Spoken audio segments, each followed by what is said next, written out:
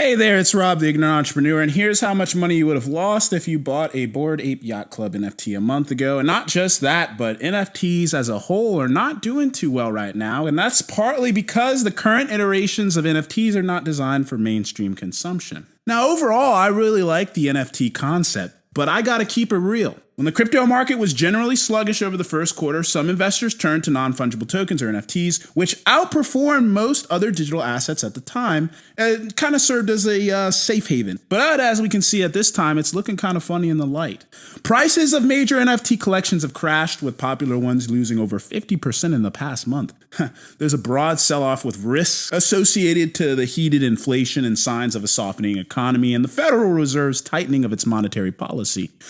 All before, of course, they've made real litigation against NFTs. NFTs is still such a small market. Remember, when crypto started out, there was no legislation really against it. So NFTs, they're crowdfunding. They're going to have to face legislation at some point as well, and some sort of accountability. Right now, the NFT space is completely unreliable. I mean, you'll get into a mint and it's run by regular people. You never know what will happen. That's the problem. It's not really fit for mainstream consumption. And I think people overall, like the core NFT buyer, is becoming aware of these scams and rug pulls, which kind of makes people more hesitant to mint collections.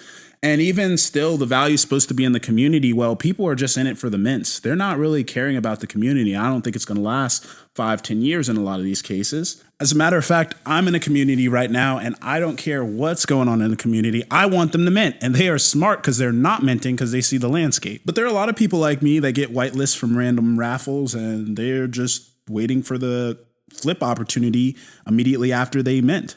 I think a lot of the value in the NFT space is actually when it comes to access to information, like you're providing a service and you have the ability to key in on this service. And of course, this service is continually improving or providing more value to its holders. Now, mind you, I have an example. My buddy Grant, he's created a group right now, and he has experience creating Discord groups and providing values. He used to do a flipping group.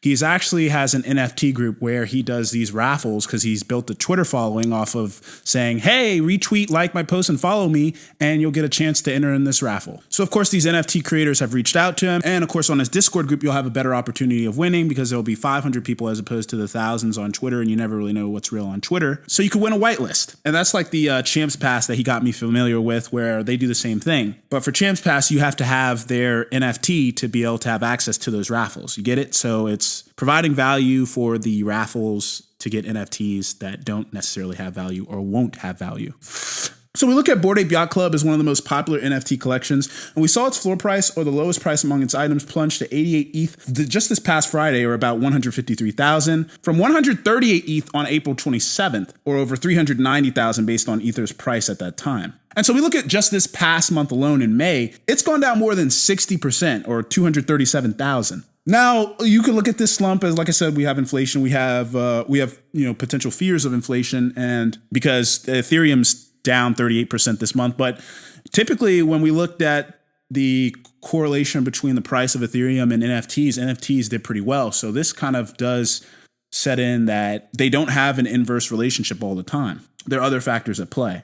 And it's crucial to note that NFT trading itself has slowed down, with OpenSea being the largest NFT marketplace seeing a drop in about 15%, or 253 billion over the past 30 days. Even the amount of traders we saw decline about 13%, or over 400,000, according to the data on DApp Radar. Look, I think analysts will still tell you that there's potential in the continued innovation of the NFT space, despite the prevalence of speculation. But I mean, to be true, this is not the first time NFTs have appeared to be dead, and it likely won't be the last. What do you guys think is going to happen next for the NFT space? Let me know in the comments section below. Don't forget to like and subscribe. This has been the Ignorant Entrepreneur. I'm out.